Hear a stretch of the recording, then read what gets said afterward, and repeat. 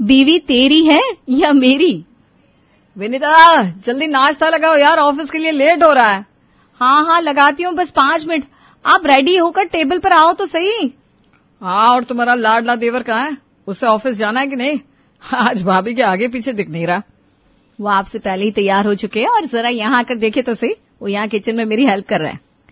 भाभी मैं ये नाश्ता टेबल पर लगा देता हूँ, तब तक आप भी आ जाइए, साथ में बैठकर नाश्ता करेंगे। राघव भैया नाश्ता लगा दिया है। आ गया बस। ये अखिल तो विनीता के साथ ही होता है हमेशा। अरे भाई वो मेरी बीवी है, मुझे उसके साथ थोड़ा तो वक्त दिया कर। राघव बड़बड़ाते हुए टेबल पर नाश्ता करने बैठ गया। शारदा देवी भी आ गई। अखिल और विनीता भी बैठ गए। विनीता ने सबको नाश्ता सर्व किया।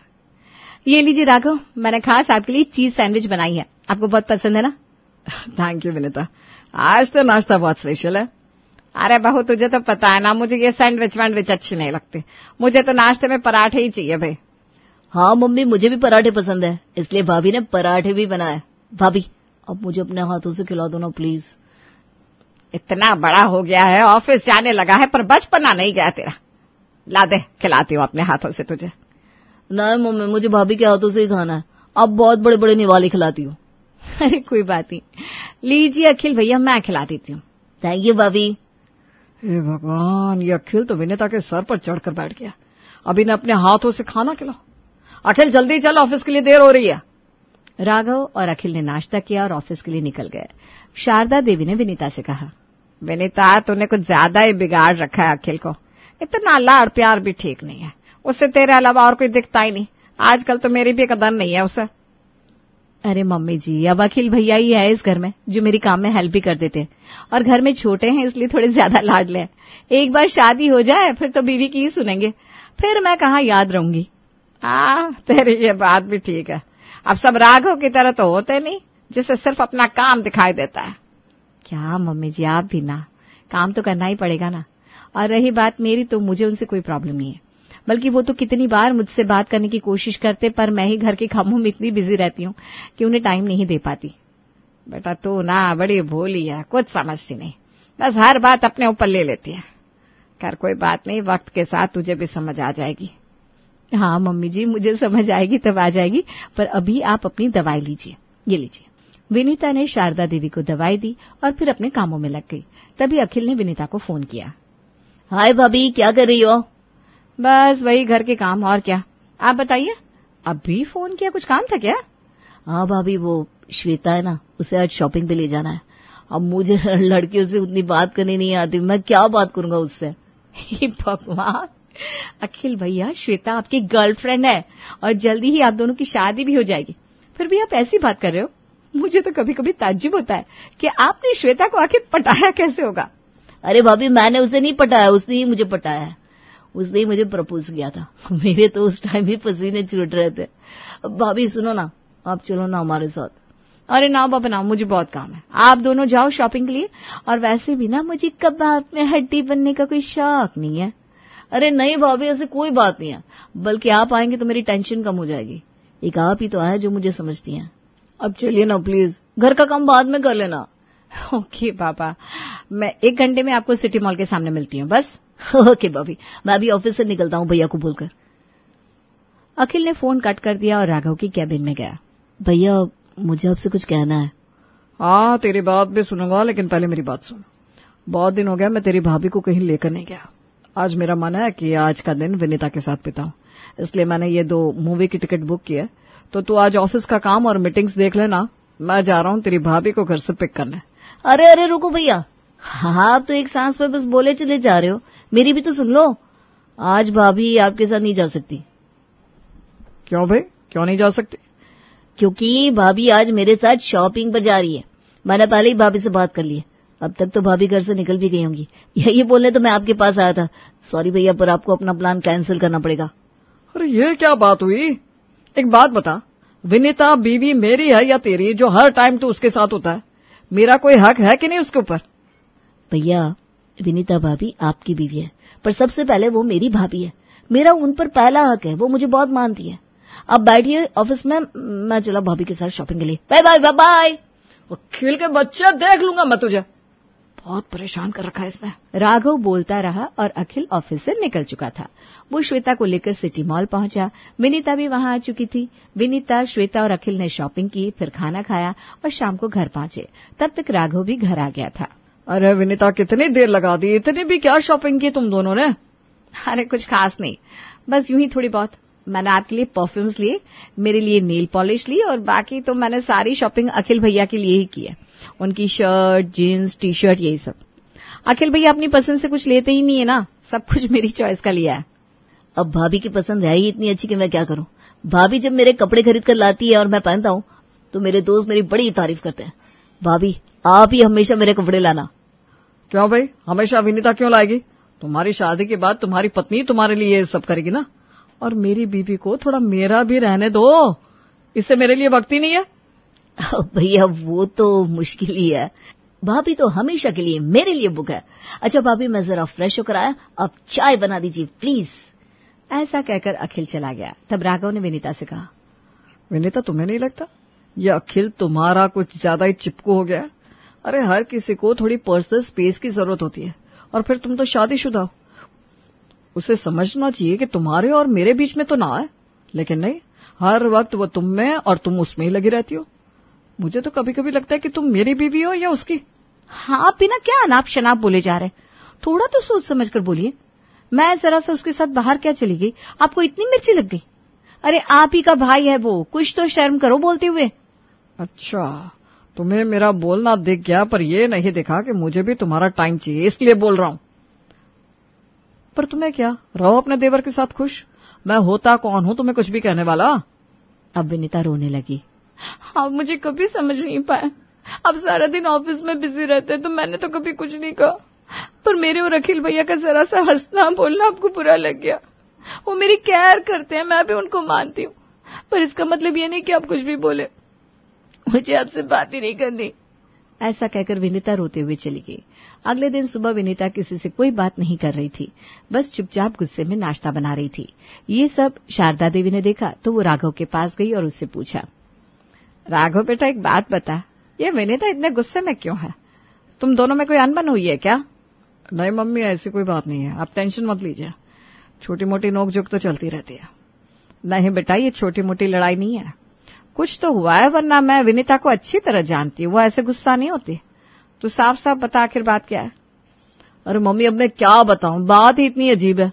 विनीता हमेशा बिजी रहती है, उसके पास कभी मेरे लिए टाइम ही नहीं होता, जबकि घर के ऐसे भी कोई काम नहीं है, सिर्फ खाना ही तो बनाना है, बाकी कामों के लिए नौकरानी है, पर फिर भी सारा दिन बिजी, और अगर फ्री है तो बस अखिल के लिए। तो मुझे गुस्सा आ गया और मैंने थोड़ा उसे सुना दिया, इसीलिए नाराज है। बेटा अब तूने उसे नाराज किया है तो तू ही उससे मना। पत्नी को नाराज होना उसका हक है, और रूठी पत्नी को मनाना हर पति का फर्ज होता है। तो उसे घुमाने लेकर जा या उसकी पसंद की कोई चीज ला कर दे, पर कैसे भी उसे मना ले जा। उसकी चुप्पी मुझसे बर्दाश्त नहीं हो रही। ठीक है मम्मी, मैं कोशिश करता हूँ। शारदा देवी राघव के पास से अपने कमरे में आ गई। तभी विनीता ने आवाज लगाई, नाश्ता बन गया है, जिसे नाश्ता करना हो टेबल पर आ जाए। सभी टेबल पर आ गए। विनीता ने सबको नाश्ता सर्व किया। विनीता, मैं क्या कर रहा था, तुमने वो जो पिछले महीने डायमंड की ईयरिंग की डिजाइन मुझे दिखाई थी ना, जो तुम्हारा लेने का बहुत मन था, चलो ना वो मैं तुम्हें दिला देता हूँ। मुझे कोई ईयरिंग नहीं चाहिए, पहले उल्टा सीधा बोलो, फिर डायमंड ईयरिंग देकर खुश करने की कोशिश करो, कोई जरूरत नहीं है। हे भगवान, अब तक तुम्हारा गुस्सा ठंडा नहीं हुआ। अरे यार, आ गया गुस्सा, क्या दिया मैंने कुछ? अब बात को खत्म करो ना यार। देखिए भैया, आप अब भी भाभी से किस तरह बात कर रहे हैं? ऐसे कौन मनाता है रूठे हुए को? आप कोई दूसरा आइडिया लगाइए। कहे तो मैं ही दे देता हूँ आइडिया भाभी को मनाने का। अरे तो फिर बीच में बोला, बीवी तेरी है या मेरी? मेरी है ना, तो मैं खुद बना लूंगा, तेरी एडवाइस की कोई जरूरत नहीं है। तो तैयार हो और जल्दी से ऑफिस पहुंच जा। जब देखो तब मुझे ऑफिस भगाते रहते हैं। अरे जा रहा हूँ ऑफिस, लेकिन पीछे से मेरी भाभी को तंग किया ना तो मुझसे बुरा कोई नहीं होगा। अच्छा, तू निकल यहां से, मेरी बीवी है, मैं देख लूंगा। भाभी, भैया परेशान करे ना तो मुझे कॉल कर देना, मैं आ जाऊंगा, या मैं तो कहता हूँ आप मेरे साथ ऑफिस से चलिए ना। अखिल, अब ज्यादा हो रहा है, तो ऑफिस जाता है या मैं तेरा इलाज करूं? अरे जा रहा हूं ना बाबा। अब अखिल राघव से डरकर ऑफिस चला गया और राघव विनीता को मनाने का तरीका सोचने लगा। तभी उसे अपनी कॉलेज फ्रेंड शालू की याद आ गई। उसे लगा कि एक औरत ही औरत को समझ सकती है। इसी सोच के साथ उसने शालू को फोन लगाया। हेलो शालू, कैसी हो? मैं तो बिल्कुल ठीक हूँ, तुम सुनाओ, तुम्हारा क्या हाल चाल है? सुना है तुमने फैमिली बिजनेस ज्वाइन कर लिया? हाँ यार, MBA करने के बाद कुछ दिन एक अच्छी कंपनी में जॉब की थी, पर फिर पापा बीमार रहने लगे थे, तो ये बिजनेस कौन संभालता। अखिल भी छोटा था, इसलिए जॉब छोड़कर फिर फैमिली बिजनेस से संभाल लिया। अरे वाह, तो अच्छा ही हुआ ना, अब तुम्हें बॉस की चिक चिक तो नहीं सुननी पड़ती, तुम खुद के बॉस हो।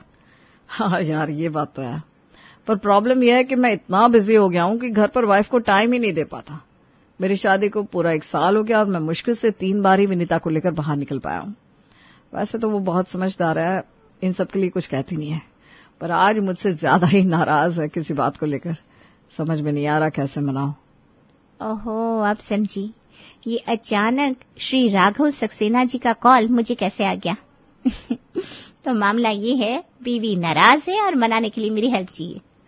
हाँ शालो, देखो मेरे इतने दोस्तों में से मैंने सिर्फ तुम्हें याद किया, तो समझो ना तुम मेरी कितनी खास दोस्त हो। अब मुझे कोई आइडिया तो दो कि कैसे मनाऊं उसे। तुम एक काम करो, उसे एक अच्छा सा गिफ्ट लाकर दे दो, खुश हो जाएगी। अरे नहीं यार, ये आइडिया फ्लॉप है, वो इन सबसे नहीं मानने वाली, मैंने करके देख लिया। तो तुम आज उसे अपने हाथों से खाना बनाकर खिलाओ, वो मान ही जाएगी डेफिनेटली। अरे यार, मुझे खाना बनाना नहीं आता, और कुछ बताओ ना। बीवी तुम्हारी है या मेरी? कमाल है, ये बात तो मैं रोज अखिल से कहता हूँ और आज तुमने मुझे ही सुना दी। अरे मेरी बीवी है भाई, मेरी। हाँ तो बीवी तुम्हारी, झगड़ा तुम्हारा, नाराजगी तुमसे, तो तुम सोचो कैसे मनाना है। मेरा दिमाग खराब मत करो, जब से देख रही हूँ ये आइडिया नहीं चलेगा, वो नहीं चलेगा। अब खुद सोचो क्या करना है बीवी को खुश करने के लिए। चलो बाय। ऐसा कहकर शालू ने फोन रख दिया। अब राघव सोचने लगा कि कैसे मनाओ विनीता को। तभी उसके दिमाग में एक आइडिया आया और वो खुश हो गया। शाम को अखिल भी ऑफिस से आ चुका था, सब एक साथ बैठकर चाय पी रहे थे। तभी राघव ने कहा, मैंने कुछ सोचा है अखिल, कुछ दिन तुम बिजनेस संभालो। मैं सोच रहा हूँ कि मैं और विनीता 1 हफ्ते के लिए बाहर घूम कर आते हैं। कितने दिन हो गए हम कहीं नहीं गए। मैंने तो जम्मू कश्मीर की फ्लाइट की टिकट बुक भी कर दी है। ये तुमने बहुत अच्छा किया बेटा, विनीता को भी कश्मीर जाने का बड़ा मन था। अब जा ही रहे हो तो माँ वैष्णो देवी के दर्शन भी करते आना। तुम दोनों को उनके आशीर्वाद मिल जाए, तुम दोनों हमेशा खुशी खुशी साथ रहोगे। हाँ मम्मी, मैंने सारा इंतजाम कर लिया है, आप फिक्र मत कीजिए। हम दर्शन भी कर लेंगे और कुछ दिन वहां घूम भी लेंगे। भैया अब मम्मी को ले जाइए ना जम्मू कश्मीर। मम्मी का कितना मन था वैष्णो देवी दर्शन करने का, तो आप उनको लेकर जाइए ना, पर भाभी को मत ले जाइए। क्यों? अरे यार, बीवी मेरी है कि तेरी? ये मेरी बीवी है, मैं जहां चाहूं वहां ले जाऊंगा, तुझे क्या? नहीं, वो क्या है ना, यहाँ मुझे खाना बनाकर कौन खिलाएगा, मेरा ख्याल कौन रखेगा। मम्मी से तो ये सब कुछ होने से रहा, उनके घुटनों के दर्द की वजह से वो तो ज्यादा देर तक खड़ी भी नहीं रह पाती, तो खाना कैसे बनाएंगी। और मुझे बाहर का खाना नहीं जमता, मुझे तो भाभी के हाथ का खाना ही अच्छा लगता है। हाय मेरे प्यारे देवर जी, मुझसे कितना प्यार करते हैं। मैं इनको छोड़कर अकेले कैसे जा सकती हूँ? ऐसे अकेले मैं नहीं जाऊंगी। राघव, आप एक काम कीजिए, मम्मी जी और अखिल भैया की भी टिकट बना लीजिए, हम सब साथ ही चलेंगे। कहीं नहीं जाना मुझे, रहो तुम यहाँ अपने प्यारे देवर के साथ। मेरी ही किस्मत फूटी है जो मेरे पल्ले ऐसी बीवी और ऐसा भाई पड़ा है। अरे मैंने क्या किया, मुझे क्यों दोष दे रहे? नहीं नहीं, तूने कुछ नहीं किया, सारा दोष मेरा ही है जो मैं ऐसी बीवी ले आया। अरे मुझे कोई लड़ाकू घर फोड़ू बीवी लानी चाहिए थी, जो इस घर को तोड़ दे, मेरे भाई से मुझे अलग कर दे। पर नहीं, मुझे अच्छा है कि कीड़े ने काटा था ना, जो मैं घर में पति के अलावा सबका ख्याल रखने वाली बीवी लेकर आ गया। अरे आप ये सब क्या बोले जा रहे हैं, पागल हो गए हैं क्या? हाँ मैं पागल हो गया हूँ, खुश, दिमाग खराब हो गया मेरा। मुझे माफ करो विनीता, मुझे तुम्हारे साथ कहीं नहीं जाना। तुम तुम्हारे लाडले देवर के साथ यहीं रहो, मैं जा रहा हूँ सोने, मुझे उठाना मत। रात को खाना भी नहीं खाऊंगा, तुम अपने अखिल भैया को खिला देना खाना। राघव गुस्से में अपने कमरे में चला गया। अब विनीता फिर से रोने लगी। तब उसकी सास शारदा देवी ने कहा, विनीता बेटा रोना बंद कर, तुम्हें ना थोड़ा समझने की जरूरत है। तो मम्मी जी आपको भी लगता है मैं ही गलत हूँ? मैंने तो इस घर को अपने प्यार से सहजना ही चाहा है, पूरी कोशिश की है सबको समझने की, मेरी क्या गलती है? बेटा मैं ये नहीं कह रही हूँ कि तुम गलत हो, बल्कि मैं ये कह रही हूँ कि तुम्हें समझना होगा कि राघव की तरफ भी तुम्हारी कोई जिम्मेदारी है। बल्कि तुम्हारी पहली जिम्मेदारी यही है कि तुम अपने और राघव के रिश्ते को संभालो, एक दूसरे के बीच में दूरियां मत आने दो बेटा। हाँ तो मम्मी जी मैंने उन्हें कभी किसी चीज के लिए टोका नहीं है, वो काम में बिजी होते हैं तो मैं उन्हें समझती हूँ, वो ज्यादा हंसी मजाक नहीं करते तो उसमें भी मुझे कोई शिकायत नहीं। फिर उनको मुझसे इतनी शिकायत क्यों है? बेटा वो इसलिए क्योंकि तुम्हारा सारा ध्यान अखिल की तरफ लगता है, क्योंकि वो तुम्हारे आसपास मंडराते रहता है, काम में तुम्हारी हेल्प करता है। पर तुम्हें तो राघव पर भी ध्यान देना होगा ना। वो चाहता है कि तुम उसके लिए टाइम निकालो, उससे बात करो, वो ऑफिस से आए तो तुम उसके पास बैठो। बेटा पहले राघव, बाद में बाकी सब। तुम्हें ये बात समझनी चाहिए और तुम्हें राघव के साथ कश्मीर जाना चाहिए था। भाभी मैं समझ गया हूँ, मेरी वजह से आप दोनों में दूरियां आ रही हैं। मैं अब कभी भी आप दोनों के बीच में नहीं आऊंगा। सॉरी भाभी।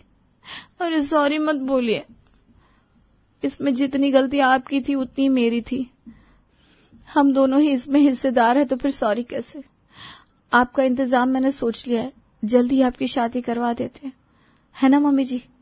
हाँ बेटा, ये बात तूने बिल्कुल सही कही। तेरी नजर में कोई लड़की हो तो बता, जल्दी से इसकी शादी करवा देते हैं, फिर घूमे अपनी बीवी के आगे पीछे। मम्मी जी है तो सही, पर मैंने नहीं खोजी, वो अखिल भैया की पसंद है, बहुत अच्छी है, उसका नाम श्वेता है, उससे शादी करवा देते इनकी। पर पहले मैं राघव जी को मना लेती हूँ। हाँ बहू, जा जा, अपने रिश्ते को नए सिरे से शुरू कर। विनीता कमरे में गई जहां राघव सो रहा था। विनीता ने राघव को जगाया और कहा, सॉरी राघव जी, मुझे आपको समझने में थोड़ी देर हो गई, पर मैं अब सब कुछ समझ चुकी हूँ। प्लीज मुझे एक मौका दीजिए, मैं आपके और मेरे रिश्ते की एक नई शुरुआत करना चाहती हूँ। और अगर बीच में अखिल आ गया तो? अब आपके और मेरे बीच में कोई नहीं आएगा, मैं सब कुछ मैनेज करके चलूंगी। और अखिल भैया की तो अब शादी करवानी है जल्दी से, फिर तो वो अपनी बीवी में ही बिजी हो जाएंगे ना। ये बात सही है। चलो बीती बातों को भूल जाओ, आज से हम नए से शुरुआत करेंगे। थोड़ा तुम मुझे समझना, थोड़ा मैं तुम्हें समझूंगा। तो फिर चले कश्मीर, सिर्फ आप और मैं? नेकी और पूछ-पूछ। बैग पैक कर लो, हम सुबह की फ्लाइट से कश्मीर जा रहे हैं। अब सब ठीक हो चुका था। विनीता और राघव ने बैग पैक किया और सुबह की फ्लाइट से कश्मीर निकल गए।